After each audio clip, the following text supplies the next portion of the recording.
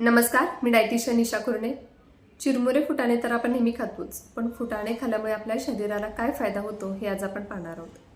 फुटाण्यामधून आपल्याला iron, protein, calcium, beta carotene यांसारखे पोषक तत्वे भरपूर प्रमाणामध्ये मिळतात.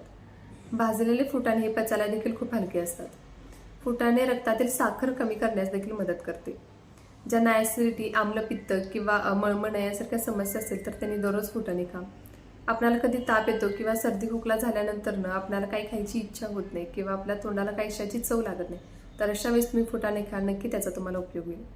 काही वेळेस आपल्याला वजन कमी करायचं असतं आणि पोटाची चरबी देखील कमी करायची असते. अशा वेळेस आपल्याला भूक लागते, तर ह्यावेळेस तुम्ही दुपारी 4-5च्या दरम्यान मूठभर किंवा अर्धी वाटी फुटाणे खा, कारण त्याच्यामध्ये फायबर जास्त असल्यामुळे पोट भरल्यासारखं देखील राहतं आणि वजन आणि चरबी कमी होण्यास देखील मदत होते.